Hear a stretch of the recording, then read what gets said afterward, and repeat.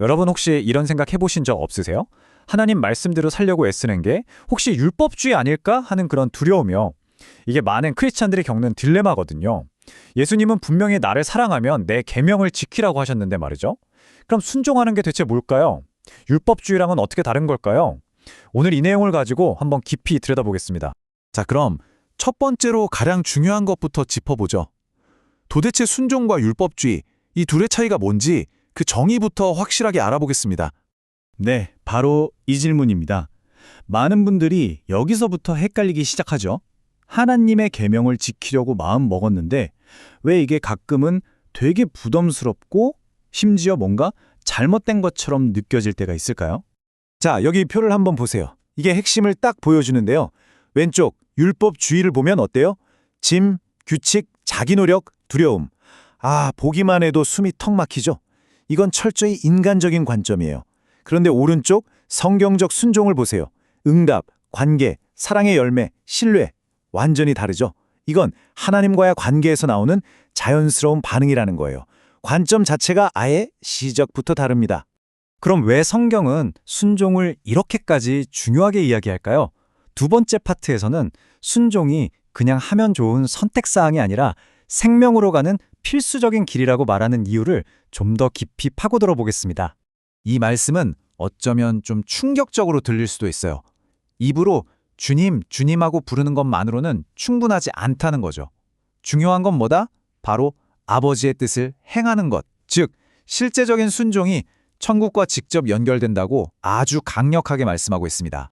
여기서 또 한 번 못을 박습니다.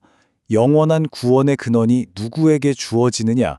바로 자기를 순종하는 모든 자에게 주어진다고 명확하게 나와 있죠. 이건 그냥 교회에 등록하거나 세례받는 걸 넘어서는 우리 삶의 실제적인 순종이 얼마나 중요한지를 보여주는 겁니다. 저는 이 비유가 참 마음에 들더라고요. 하나님의 명령, 즉 계명이라는 게 우리를 막 억압하고 괴롭히려는 게 아니라는 거예요.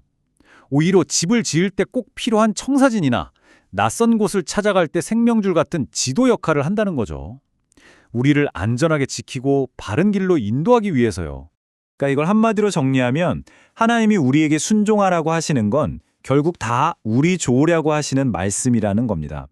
우리를 지키고 유일한 생명의 길로 인도하고 우리 영혼이 망가지는 걸 막기 위해서라는 거죠. 좋습니다. 그럼 이 순종을 하게 만드는 힘, 그 동력은 대체 어디서 나오는 걸까요? 이제 그 심장부로 한번 들어가 보겠습니다. 세 번째, 사랑과 순종이 어떻게 정말 떼려야 뗄 수 없는 마치 한 몸처럼 연결되어 있는지 살펴보시죠. 바로 이 구절이 모든 걸 설명해 줍니다. 하나님을 사랑한다는 게 뭘까요? 그냥 마음속에 뜨거운 감정일까요? 아니요. 성경은 명확하게 정의합니다. 그의 계명들을 지키는 것이라고요. 그리고 덧붙이죠. 그 계명들은 절대 무거운 짐이 아니라고요. 와, 이 비유는 정말 뭐랄까 좀 충격적이기까지 하죠. 진정한 사랑과 순종은 샴쌍둥이 같다는 거예요. 이걸 억지로 떼어놓으려고 하면 어떻게 될까요? 둘 다 죽는다는 겁니다. 사랑 없이 순종만 하면 그게 바로 율법주의가 되는 거고 순종 없이 사랑한다고 말만 하는 건 그냥 빈 껍데기라는 거죠. 이 둘은 정말 한 몸처럼 붙어 있어야만 생명이 있다는 뜻입니다. 자, 그런데 이런 이론적인 설명을 들으면 꼭 이런 생각이 들죠. 머리로는 알겠는데 현실은 좀 다르잖아요. 맞습니다.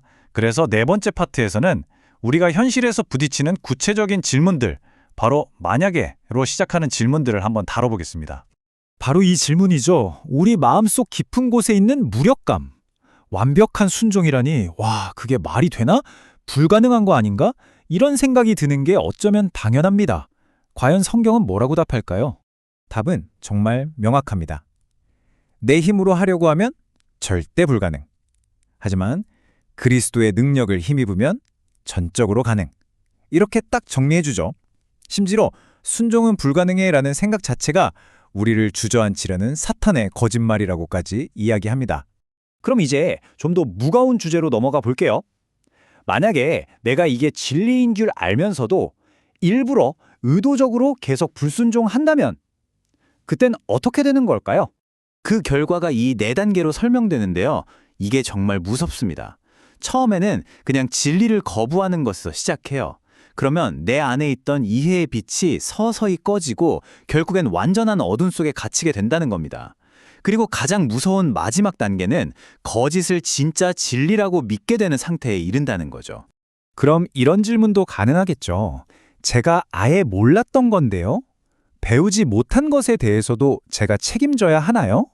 이것도 굉장히 중요한 질문입니다. 원칙은 이렇습니다. 하나님은 우리에게 주어진 빛, 그러니까 우리가 이미 알고 있는 것에 대해서 책임을 물으신다는 거예요. 선한 것이 무엇인지 알게 되었는데도 행하지 않으면 그게 바로 죄라는 거죠. 물론 그렇다고 해서 우리가 진리를 알려고 노력하지 않아도 된다는 뜻은 절대 아닙니다. 자, 이제 마지막 5번째 파트입니다. 어쩌면 오늘 이야기의 하이라이트라고 할 수 있겠는데요. 순종이 우리를 꽁꽁 묶는 족쇄가 아니라 오히려 우리가 그토록 원하는 진정한 자유로 가는 열쇠라면 어떨까요? 이 놀라운 관점의 전환에 대해 이야기해 보겠습니다. 바로 이겁니다. 세상이 말하는 자유는 보통 죄를 지을 자유, 즉 내 맘대로 할 자유를 말하죠. 하지만 성경이 말하는 진짜 자유는 정반대예요. 우리를 노예로 만드는 죄로부터의 자유입니다. 완전히 새로운 정의죠. 이 표를 보면 그 결과가 극명하게 드러납니다. 내 맘대로 하는 거짓된 자유의 끝은 결국 죄의 노예가 되어 파멸하는 길입니다. 반면에 순종을 통해 얻는 진정한 자유는 우리를 진정한 해방과 영원한 생명으로 이끌어주죠.